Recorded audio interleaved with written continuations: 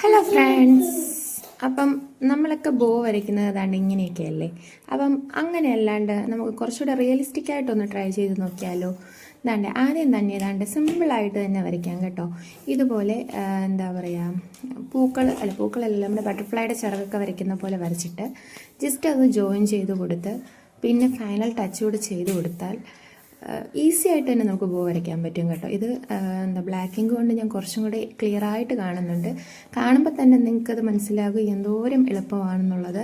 ശരിക്കും പറഞ്ഞാൽ ഇത്ര എളുപ്പമാണെന്ന് ഞാനിത് വരയ്ക്കുന്നിടം വരെ എനിക്കറിയില്ലായിരുന്നു കേട്ടോ. നമ്മളെപ്പോഴും വരയ്ക്കുന്നത് ആ രീതിയിലാണല്ലോ. അതുകൊണ്ട് തന്നെ അതങ്ങോട്ട് എന്താ പറയുക, എപ്പോഴും ശരിയാണോ എന്നില്ല. പക്ഷേ ഇനി തൊട്ടുന്ന ബോ വരയ്ക്കുമ്പോൾ നിങ്ങൾ എങ്ങനെയൊന്ന് ട്രൈ ചെയ്ത് നോക്കി. ഇതുപോലെയുള്ള ഈസി ഡ്രോയിങ്സിന് വേണ്ടി എൻ്റെ ചാനൽ കാണുക, സബ്സ്ക്രൈബ് ചെയ്യുക, ലൈക്ക് ചെയ്യുക, ഷെയർ ചെയ്യുക, കമൻറ്റ് ചെയ്യുക. അപ്പം കൂടുതൽ വീഡിയോസും അതേപോലെ തന്നെ ഇതുപോലെ കുറേ ക്രാഫ്റ്റുകളും കാര്യങ്ങളും ഒക്കെ ആയിട്ട് തന്നെ ഇനിയും വരുന്നതാണ്. എല്ലാവരും എന്നെ ഒന്ന് സപ്പോർട്ട് ചെയ്യുക. അപ്പോൾ നമ്മുടെ ഫൈനൽ ടച്ചപ്പ് ആയിക്കൊണ്ടിരിക്കുകയാണ് നമ്മുടെ ബോയുടെ.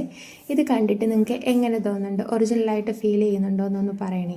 ഇനി നമുക്ക് വേണ്ടാത്ത റഫ് സ്കെച്ചുകളെല്ലാം ഉള്ള പെൻസിലെല്ലാം മായ്ച്ച് കളഞ്ഞു കഴിഞ്ഞാൽ ഫൈനലായിട്ട് നമ്മുടെ ബോ വരുന്നത് ഇതാണ്ട് ഇങ്ങനെയാണ്. ഇനി വേണമെങ്കിൽ നമുക്ക് ഇഷ്ടത്തിന് അതിന് കളറൊക്കെ ചെയ്യാൻ കേട്ടോ. അപ്പോൾ എല്ലാവരും എന്നെ ഒന്ന്